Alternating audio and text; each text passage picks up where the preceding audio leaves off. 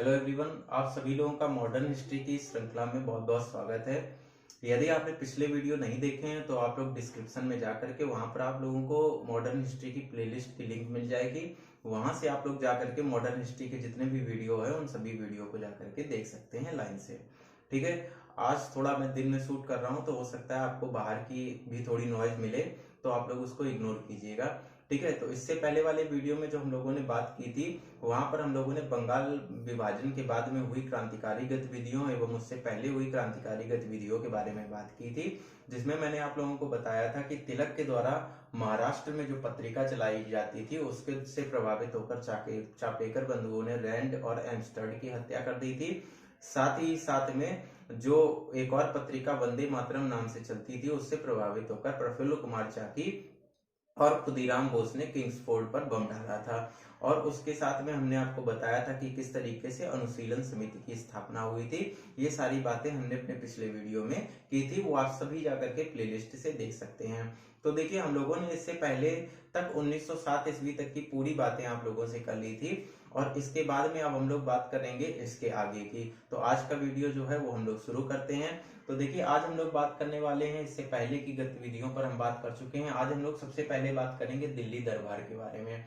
देखिए, जैसे ही बंगाल विभाजन हुआ उसके बाद में कई सारे राष्ट्रवादी नेता जो थे उन्होंने अलग अलग सम्मेलन किए, और उसी के साथ में हम लोगों के जितने क्रांतिकारी लोग थे उन्होंने क्रांतिकारी रूप से इस आंदोलन का विरोध किया। तो इस विरोध को देखते हुए यहाँ पर दिल्ली दरबार का आयोजन किया गया। भारत में जो था वो ब्रिटिश क्राउन जॉर्ज पंचम जो थे वो आने वाले थे, तथा साथ ही साथ में भारत में कुछ घोषणा भी करने वाले थे। जब जॉर्ज पंचम जो थे वो भारत में आए, उस समय भारत के गवर्नर जनरल लॉर्ड हार्डिंग थे। ठीक है। तो वहां पर जब लॉर्ड हार्डिंग थे तो वो जब जॉर्ज पंचम आए भारत में, तो भारत में इतनी उथल पुथल एवं स्थितियों को देख करके उन्होंने सभी चीजों का जायजा मांगा, और उसके बाद में उन्हें पता चला कि जो भारतीय जनता है अंग्रेजों के खिलाफ बंग भंग आंदोलन चला रही है। उन्होंने इसका कारण जाना तथा उन्होंने दिल्ली दरबार में भागीदारी की। इस दिल्ली दरबार में जब ये दिल्ली दरबार हुआ तो यहाँ पर दो प्रमुख घोषणाएं की गई। सबसे पहली बात जो इस दिल्ली दरबार में घोषणा की गई वो 22 दिसंबर 1911 ईस्वी में सबसे पहली घोषणा तो ये की गई थी कि जिसमें बंगाल विभाजन को जो है वो रद्द कर दिया जाएगा।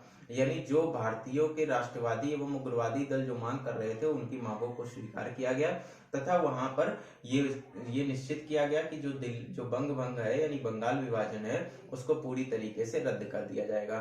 साथ ही साथ में दूसरा विचार जो है वो इन्होंने यह प्रस्तुत किया था कि कलकत्ता से राजधानी भारत की हटा करके और इसे दिल्ली में स्थानांतरित कर दिया जाएगा।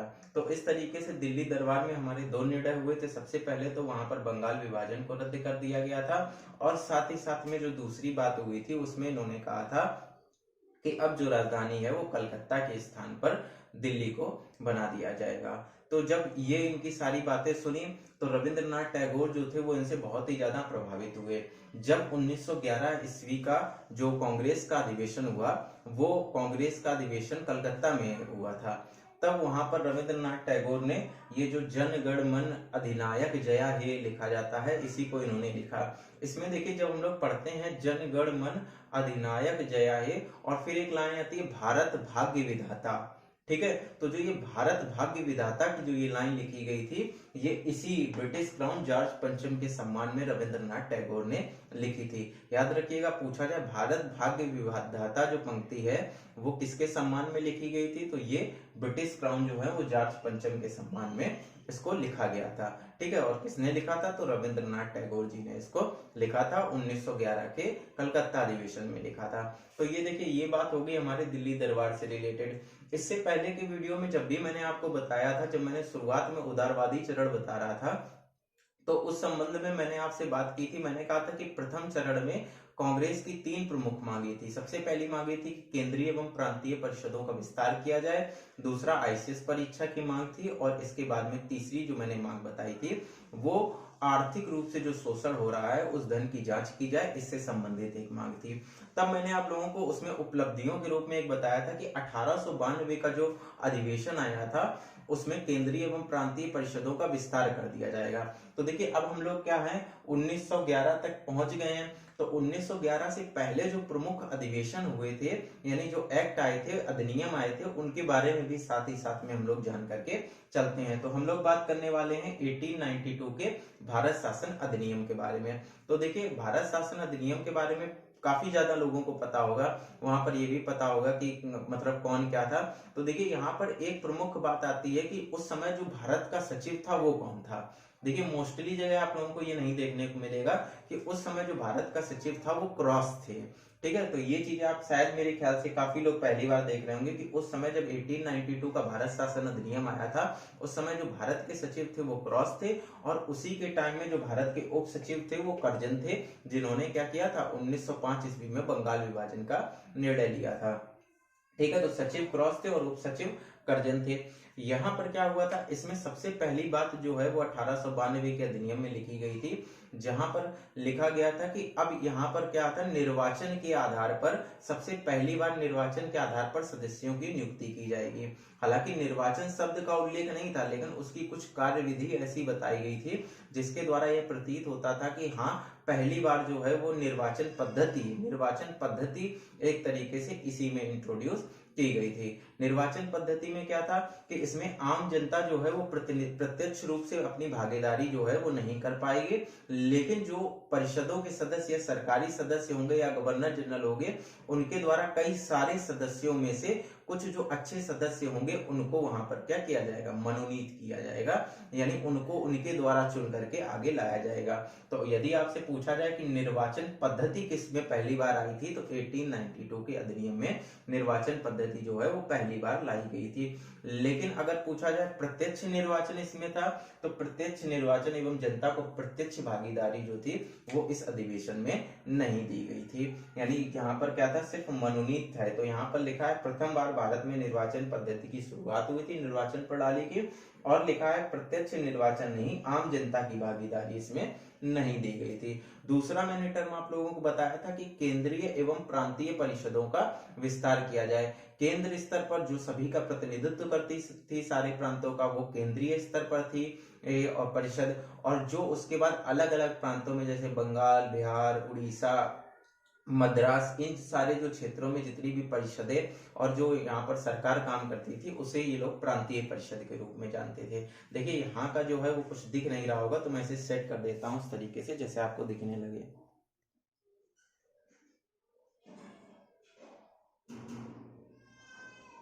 देखिए, अब शायद आपको ये दिखने लगा होगा यहाँ पर नीचे वाला। तो देखिए, यहाँ पर क्या किया गया था, केंद्रीय एवं प्रांतीय परिषदों का विस्तार किया गया था। तो मैं थोड़ा नहीं दिख रहा हूँ, लेकिन कोई बात नहीं, आप लोग यहाँ पर ध्यान दीजिए। तो देखिए, यहाँ पर क्या था, केंद्रीय परिषद थी, और ये यहाँ पर जो है वो प्रांतीय परिषद थी। अब केंद्रीय परिषद का ढांचा कैसे होता था, केंद्रीय परिषद जो होती थी वहां पर सबसे हेड जो उसका होता था वो गवर्नर जनरल होता था, और साथ ही साथ में जो उसके अंडर में कुछ लोग काम करते थे, जो प्रशासन की भूमिका निभाते थे, उन्हें हम लोग कार्यकारी सदस्य कहते थे। इसी तरीके से प्रांतों में जो था, वहां का जो हेड होता था वो गवर्नर होता था, और गवर्नर के जितने अपने खास, जैसे कि यहाँ पे मंत्री परिषद होती है, ठीक है, तो मंत्रिमंडल होता है, उसी तरीके से गवर्नर जनरल के भी साथ में कुछ कार्यकारिणी सदस्य हुआ करते थे। तो आप लोग जैसा देख रहे होंगे कि केंद्रीय परिषद और प्रांतीय परिषद में यहाँ पे गवर्नर जनरल है और साथ में उसके कार्यकारिणी सदस्य हैं। इसी तरीके से यहाँ पर भी ये गवर्नर है और उसके साथ में उसके कार्यकारिणी सदस्य हैं। तो इनमें जो कार्यकारिणी सदस्य थे, इसमें किसी तरीके की कोई वृद्धि नहीं की गई थी, और ना ही इनमें निर्वाचन की बात की गई थी। यहाँ पर जो था, ये पूरी तरीके से ये गवर्नर जनरल के द्वारा ही इनके अपॉइंट किए जाते थे, यहाँ पर कोई विस्तार नहीं किया जाता था। साथ ही साथ में जो केंद्रीय परिषद थी, उसका जो परिषदीय सदस्य थे, मतलब जैसे कि कई सारे सदस्य थे जो प्रमुख ना होकर के केवल ऐसे ही थे जो इनके मतलब निर्णयों को इम्प्लीमेंट किया करते थे, तो इनकी संख्या में जो थी वो वृद्धि की गई थी, यानी परिषदीय सदस्यों की संख्या में वृद्धि की गई थी। और परिषदीय सदस्यों की जो संख्या में वृद्धि की गई थी, वहां पर इनकी संख्या 10 से बढ़ा करके 16 कर दी गई थी, यानी कम से कम उसमें सदस्य जो हैं वो 10 होंगे और ज्यादा से ज्यादा सदस्य जो हैं वो 16 भी हो सकते हैं, ऐसा केंद्रीय परिषद में कर दिया गया था। साथ ही साथ में जो प्रांतीय परिषद थी, केंद्रीय परिषद बड़े स्तर पर थी, तो उसमें पहले से ही सदस्यों की संख्या 10 थी, तो उसे बढ़ा करके 16 कर दिया था। प्रांतीय परिषद थी, वो छोटे छोटे प्रांतों का प्रतिनिधित्व करती थी, तो इस वजह से इनकी जो प्रांतीय परिषद थी इसमें सदस्यों की संख्या भी पहले कम थी। मतलब पहले कितनी थी, केवल 8 थी, लेकिन जब इसको बढ़ाया गया तो बढ़ा करके जो परिषदीय सदस्य थे इनसे भी बढ़ा करके इसको उठा करके सीधा 20 कर दिया गया था। ठीक है, तो इससे आप लोगों को पता चला कि जो यहाँ पर परिषद जो भारतीय विस्तार का बात कर रहे थे वहां पर इन्होंने केंद्रीय की परिषदीय सदस्यों और प्रांतीय जो थी उसके प्रांतीय परिषद के सदस्यों में इन्होंने संख्या में उसकी वृद्धि कर दी थी। तो यही मैंने आप लोगों को बताया था कि 1892 के अधिनियम में क्या हुआ था, यहाँ पर सदस्यों की संख्या यानी परिषदों का विस्तार कर दिया गया था। ठीक है, इधर का देखते हैं, तो इधर का ऊपर है तो इसको फिर से मैं एडजस्ट कर देता हूं। देखिए, तो अब यहाँ पर था, यहाँ पे हमने देख लिया था कि किस तरीके से केंद्रीय एवं प्रांतीय परिषदों के सदस्यों की संख्या में वृद्धि की गई थी। केंद्रीय परिषद के सदस्यों की संख्या 8-10 से बढ़ा करके सीधी 16 कर दी गई थी, और जो प्रांतीय परिषद थी वहां पर सदस्यों की संख्या इन्होंने 8 से बढ़ा करके सीधी 20 कर दी थी। उसके बाद में बात देखते हैं, अगला क्या हुआ था कि जो ये 10 सदस्य थे, जो यहाँ पर मिनिमम 10 सदस्य ये हुआ करते थे, यहाँ पर 5 जो सदस्य थे वो गवर्नर जनरल के द्वारा मनोनीत किए जाते थे। यानी गवर्नर जनरल जो था वो जिनको भी चाहता था कि हाँ जिनका भी कार्य उसे अच्छा लगता था उसे उठा करके वो मनोनीत कर दिया करता था। और साथ ही साथ में जो 5 सदस्य होते थे वो प्रांतीय परिषदों के गैर सरकारी सदस्य हुआ करते थे। यानी प्रांतीय परिषदों में जो काम कर रहे लोग हैं, ठीक है, प्रांतीय परिषदों के अंदर जो अपनी भूमिका निभा रहे हैं उनके 5 सदस्यों को उठा करके ये यहाँ पर ले लिया गया था।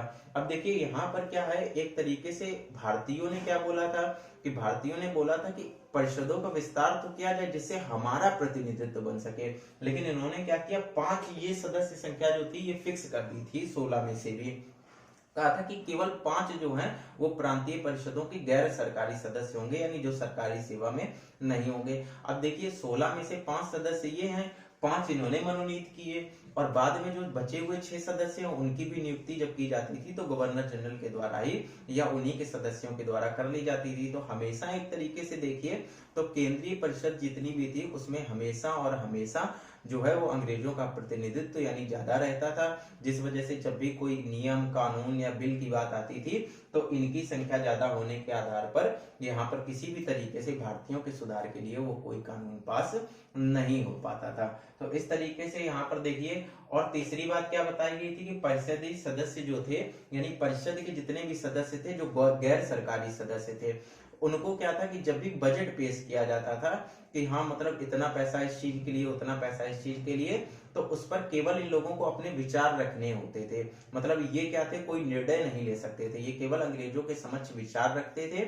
और उस पर क्या था कि जब विचार रखते थे तो ये बाध्य भी नहीं थे अंग्रेज उसके लिए कि ये इनके विचारों को मानेंगे या नहीं मानेंगे। और बजट में यदि कोई इन्हें गड़बड़ी लगती थी तो इन्हें प्रश्न पूछने का अधिकार जो था वो नहीं दिया गया था। मतलब आर्थिक रूप से इन्हें प्रश्न पूछने का किसी तरीके का कोई अधिकार नहीं दिया गया था, सार्वजनिक रूप से इन्हें अधिकार दिया गया था।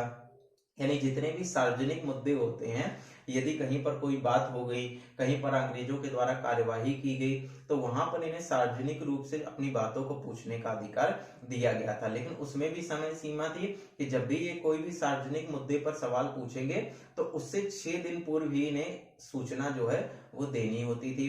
और साथ ही साथ में क्या था कि जो वो जवाब देंगे उसके जवाब के संबंध में ये पूरक प्रश्न को नहीं पूछ पाएंगे। मतलब ऐसा नहीं कि अगर उन्होंने जवाब दिया कि ये कार्यवाही ये क्यों की गई तो ये उसके विपक्ष में अपने कोई सवाल रखें कि नहीं ऐसा किया गया तो उस पर ऐसा भी किया जा सकता था। तो इस तरीके का इन्हें किसी भी तरीके का कोई भी अपना अलग से विचार रखने की कोई भी स्वतंत्रता नहीं दी गई थी।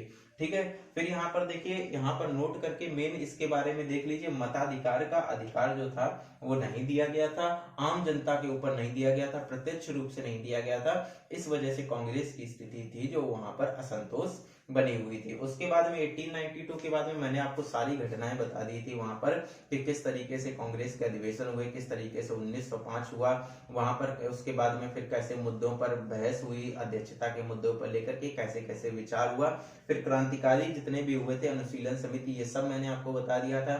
फिर लास्ट में मैंने देखिए यहाँ पर अभी 1911 पे आ गए थे, लेकिन 1911 से पहले भी एक सुधार अधिनियम आया था जिसे हम लोग 1909 का मार्ले मिंटो सुधार अधिनियम कहते हैं। ठीक है, तो 1909 का मार्ले मिंटो सुधार अधिनियम कहते हैं।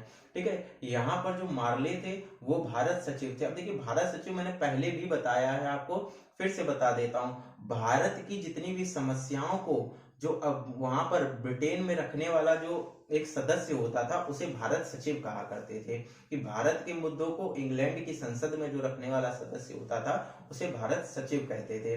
ठीक है, तो उस समय भारत सचिव जो थे वो मार्ले थे, और मिंटो जो थे वो यहाँ के गवर्नर जनरल या वॉयसराय थे यहाँ पर। ठीक है, तो इसी वजह से ये जो अधिनियम आया इसे मार्ले मिंटो अधिनियम कहा गया। देखिए, यहाँ पर जो मार्ले था, उस मार्ले ने एक कथन कहा था जब ये अधिनियम लाया गया था। इसमें इन्होंने कथन ये कहा था कि ये जो अधिनियम हम पास करने जा रहे हैं इसका भारत के सुधार से किसी भी तरीके का कोई भी नाता नहीं है। हम क्या करने वाले हैं, इस अधिनियम की मदद से जो भारतीय हैं, भारतीयों के अंदर कुछ विशेष वर्गों में नाग के दंत बो रहे हैं, और देखिएगा इसकी फसल आगे चल करके कितनी कड़वी होती है। ये इनका कहना था मार्ले का। तो मार्ले जो थे वो एक तरीके से क्या भारतीयों में आपसी फूट डालना चाहते थे, इस वजह ये इनका उद्देश्य था इसका। तो यहाँ पर इस अधिनियम के उद्देश्य क्या थे, तो इस अधिनियम के दो प्रमुख उद्देश्य थे। सबसे पहला था उदारवादियों को संतुष्ट करना, क्योंकि जो उग्रवादी थे उनका वर्चस्व धीरे धीरे बढ़ रहा था, तो ये चाहते थे कि उदारवादियों की हम सारी मांगे पूरी करें, और जिससे उदारवादियों को ये लगे कि हाँ हमारी मांगे पूरी हो रही हैं, और इस वजह से ये उग्रवादियों को कांग्रेस की में ज्यादा से ज्यादा वर्चस्व ना प्राप्त करने दें। दूसरी चीज इन्होंने क्या अपनाई थी, फूट डालो राज्य करो नीति। ये तो आप लोगों को जो मार्ले हैं वो उनके स्टेटमेंट से ही समझ में आ गया होगा कि इस अधिनियम का भारतीय सुधार से कोई मकसद नहीं है, हम केवल नागदंत बो रहे हैं जिसकी फसल जो है वो आगे चल करके बहुत ज्यादा कड़वी होगी।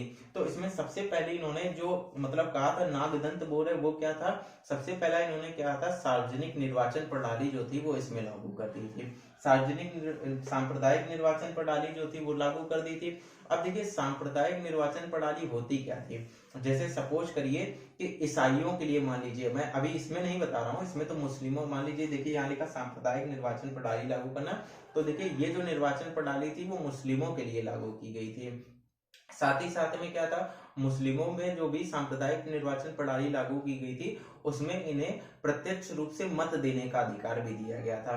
अब देखिए यहाँ पर ये सांप्रदायिक निर्वाचन प्रणाली थी क्या, आप लोग पढ़ तो लेते हैं, हाँ सांप्रदायिक निर्वाचन प्रणाली, सांप्रदायिक निर्वाचन प्रणाली, तो इसके बारे में जरा डिटेल से जानिए। देखिए, सांप्रदायिक निर्वाचन प्रणाली में क्या होता था कि किसी एक क्षेत्र के लिए पर्टिकुलर जिसे सांप्रदायिकता प्रदान की गई है, जैसे मुस्लिमों को सांप्रदायिक प्रणाली जो थी वो प्रारंभ की गई थी, तो यहाँ पर जो भी वो क्षेत्र होगा वहां से कोई भी एक मुस्लिम कैंडिडेट जो है वो खड़ा होगा, और साथ ही साथ उसको मत देने का अधिकार भी जो है वो मुस्लिम जनता को ही प्राप्त था।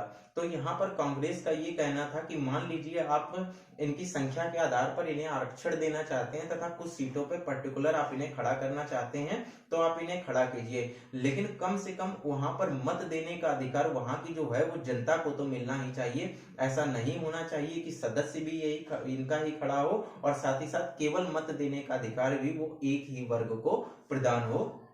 तो यहाँ पर कांग्रेस का जो था वो इनके कांग्रेस और अंग्रेजों के बीच में बहस थी। दूसरा काम इन्होंने क्या किया था कि जनसंख्या से अधिक प्रतिनिधित्व में सीटें दी गई थी, मतलब वहां पर जितनी जनसंख्या थी, अधिकतर जितने भी चुनाव होते हैं वहां पे जनसंख्या के आधार पर रिजर्वेशन किया जाता था, लेकिन अंग्रेजों ने क्या किया था, जनसंख्या के आधार पर रिजर्वेशन न करके जनसंख्या से ज्यादा मात्रा में भी सीटें जो थी वो इन्हें प्रदान की थी। दूसरी चीज क्या था कि जो सामान्य सीटें हुआ करती थी, जहां पर सामान्य इलेक्शन हुआ करते थे, वहां पर भी इनको निर्वाचन की भागीदारी दी गई थी। अब देखिए, पूरी तरीके से एक वर्ग को सशक्त करके उस वर्ग को इस रूप में तैयार किया जाता था कि जब भी कांग्रेस रूपी संस्था जो है वो अंग्रेजों पर प्रहार करे तो ये इसे अपना एक तरीके से शस्त्र के रूप में प्रयोग करके कांग्रेस की दमन की नीति चला सके, इसलिए इन्होंने ये पूरी तरीके से ये किया था। अब देखिए, जो ये सांप्रदायिक निर्वाचन प्रणाली है इसमें एक स्टेटमेंट मैंने नहीं लिखा, इसी के लिए के.एम. मुंशी जो थे,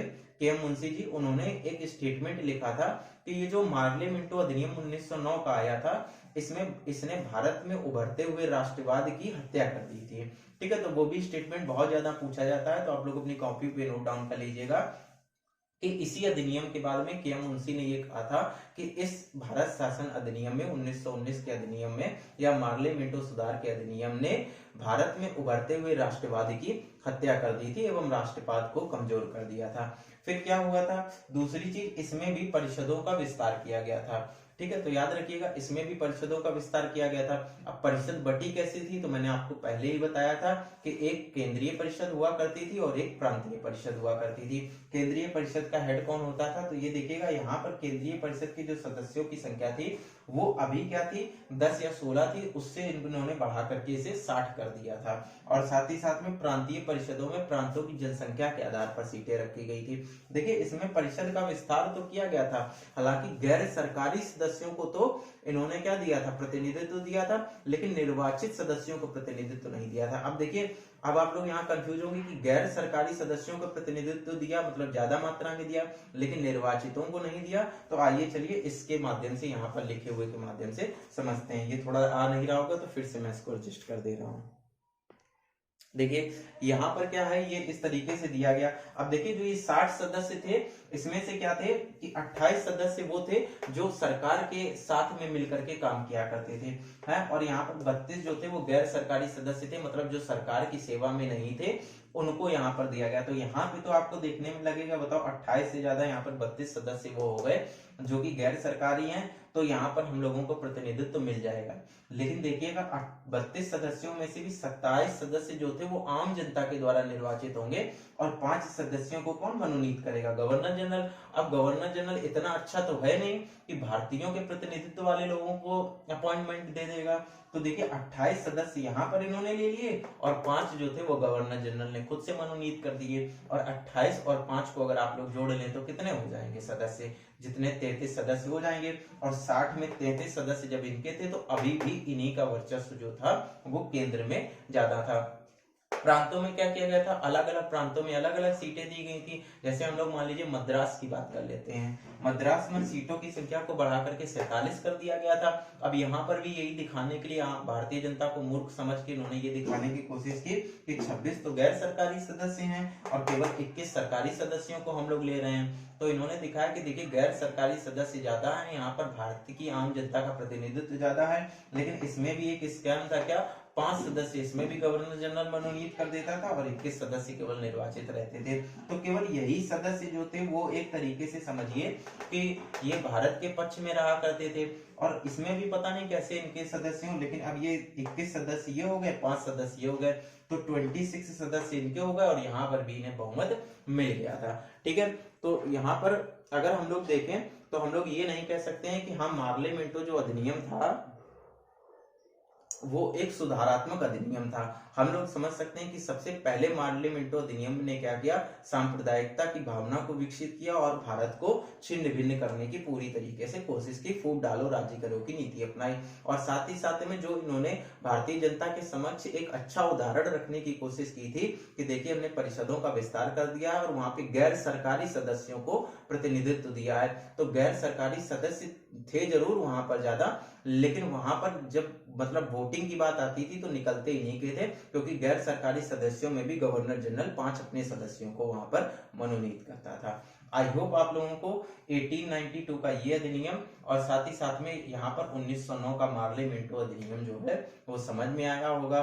और आप लोगों को हमारी ये जो श्रृंखला चल रही है मॉडर्न हिस्ट्री की, ये आप लोगों को बहुत अच्छी लग रही है। अगर आप लोगों को हमारी ये वीडियो अच्छी लग रही हो या हमारी ये श्रृंखला अच्छी लग रही हो तो कमेंट में जरूर अपने विचारों को रखिएगा, तो हम इसे इसी तरीके से आगे और कंटिन्यू करते हुए चलेंगे। इसी तरीके से हमारे चैनल के साथ जुड़े रहिए। मिलते हैं हमारे नेक्स्ट वीडियो में, तब तक के लिए बाय बाय।